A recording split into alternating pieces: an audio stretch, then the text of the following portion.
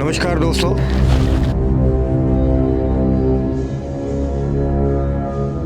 मेरा नाम प्रताप सिंह राणा है और मैं चंडीगढ़ से आज़ाद उम्मीदवार के तौर पर अपना नामांकन भरने जा रहा हूं।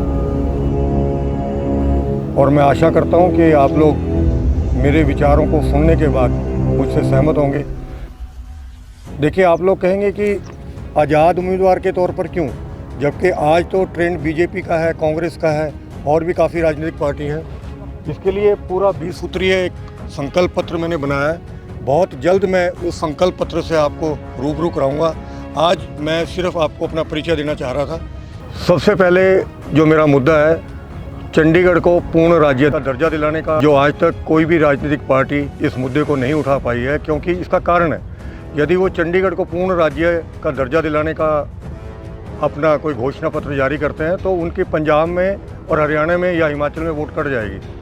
हमने इसका एक पूरा रोड मैप तैयार किया है। कुछ लोग पत्रकार भाई पूछते हैं कि भी ये कैसे संभव है कि चंडीगढ़ को पूर्ण राज्य का दर्जा दिलाया जाए, तो इसका पूरा रोड मैप हमारे पास है। हम एक रेफरेंडम लेके आएंगे, पब्लिक रेफरेंडम। आसपास जैसे जितने भी चंडीगढ़ के 50 किलोमीटर के क्षेत्र में एरिए पड़ते हैं, जैसे बद्दी हो गया, इधर अपना डेरा बस्सी तक हो गया, उधर मोहाली तक का हो गया और इधर अपना पंचकुला का हो गया, इन सब एरियो से हम अपना पब्लिक रेफरेंडम अपना करवाएंगे ताकि लोग बता सकें कि आप चंडीगढ़ राज्य में शामिल होना चाहते हैं या अपने अलग अलग राज्यों में रहना चाहते हैं। इसका सबसे बड़ा फ़ायदा चंडीगढ़ के लोगों को होगा, क्योंकि यहाँ पर अपनी विधानसभा होगी, यहाँ पर अपने एमएलए होंगे, अपना मुख्यमंत्री होगा। अभी तक क्या है कि यहाँ पर एक तरह से प्रशासनिक राज है, यूनियन टेरिटरी है। यहाँ पर बाहर के अधिकारी आते हैं, अधिकारी अपना मन चाहे निर्णय यहाँ पर लेते हैं। अब ये देखिए, पिछले 10 साल से जो हमारी सांसद यहाँ पर रही है श्रीमती किरण खेर जी, वो अधिकतर समय उनका अपना बॉम्बे में बीता है। जब कभी यहाँ पर वो आती थी तो कभी कॉलोनी वगैरह में नहीं गई है, कभी अगर पार्टी का कोई फंक्शन है तो बात अलग है, लेकिन वो कभी कॉलोनी में मिलने के लिए नहीं गई है। और मैं 31 जनवरी से लगातार जितना भी चंडीगढ़ के आसपास की कॉलोनी है उनके संपर्क में हूँ। जो चंडीगढ़ हाउसिंग बोर्ड के या स्टेट ऑफिस के मकान जो अलाट हुए हैं वीकर सेक्शंस को, आज तक उनको कोई मालिकाना हक नहीं दिला पाया।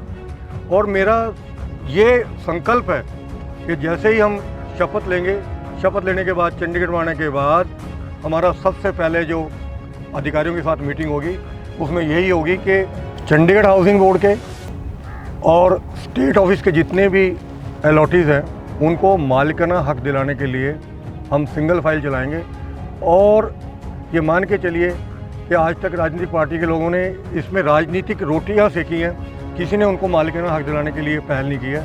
और ये मेरी प्राथमिकता होगी कि जितने भी हमारे वीकर सेक्शन के अलॉटीज़ यहाँ पर चंडीगढ़ में हैं, जितनी भी कॉलोनी है, सबको मालिकाना हक दिलाया जाएगा। और किसी का लोन भी अगर उस पर रुका हुआ है तो उसको भी एक मुफ्त हमने वन टाइम सेटलमेंट करके उसको भी चुकता करवाएंगे। ये हमारा मुख्य एजेंडा है। और एक बहुत सारे एजेंडे हैं, जैसे सरकारी मकान है, 40% के आसपास सरकारी मकान चंडीगढ़ में आज खाली पड़े हुए हैं। और जो पक्के एम्प्लॉइज़ हैं, रेगुलर एम्प्लॉइज़ रिटायर होने के बाद जा रहे हैं, कोई रेगुलर एम्प्लॉइज़ अब भर्ती नहीं हो रहा है, कॉन्ट्रैक्ट बेस के एम्प्लॉइज़ अब सरकारों में काम कर रहे हैं। हम चाहते हैं कि या तो उनको मकान अलाट किए जाएँ, दूसरा जो एम्प्लॉइज़ रिटायर हो रहा है वो आजीवन उस मकान में रह सकता है। सरकार ने तो रेंट लेना है, एक तो सरकार की आमदनी बढ़ेगी और दूसरा मकान भी मेंटेन रहेगा।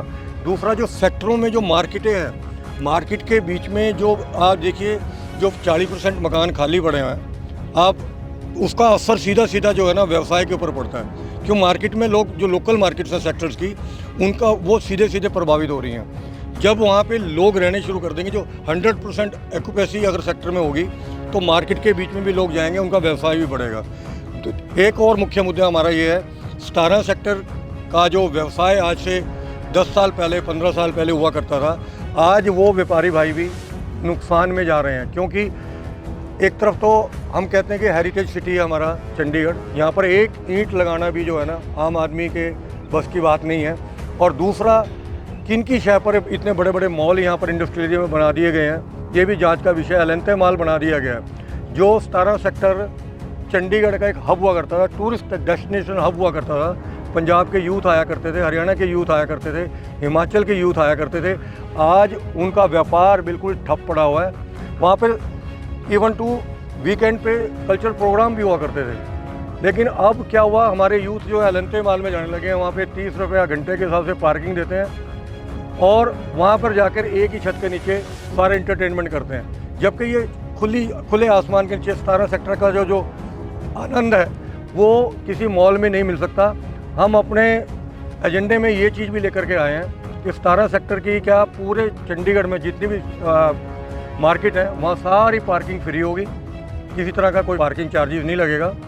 और प्रमोट करेंगे टूरिस्ट डेस्टिनेशन हब के तौर पर सेक्टर 17 को, सुखना लेक को। अभी सुखना लेक पर ही हम ही बैठे हुए हैं। यहाँ पर बहुत सारी चीज़ें हैं जो डेवलप करने के लिए हैं, लेकिन सरकार में जो हमारे जो प्रतिनिधि चुन के जाते हैं वो पता नहीं चंडीगढ़ के बारे में बात ही नहीं करते, वो बहुत हाई लेवल की बात करते हैं। देश हित की बात बहुत ज़रूरी है, देश के साथ ही हम जुड़े हुए हैं, लेकिन जहाँ स्थानीय लोग, जहाँ जिस स्थान पर हम रह रहे हैं, स्थानीय लोगों के बारे में सोचना और उस स्थान के बारे में सोचना भी हमारे प्रतिनिधि का कर्तव्य है। और मैं आश्वासन देता हूँ आपको, और ये मेरा संकल्प है, यदि आप मुझ में विश्वास करते हैं तो निश्चित तौर पर आपको 5 साल में चंडीगढ़ की बदली हुई तस्वीर नजर आएगी। नमस्कार, जय हिंद। भारत माता की जय, भारत माता की जय, भारत माता की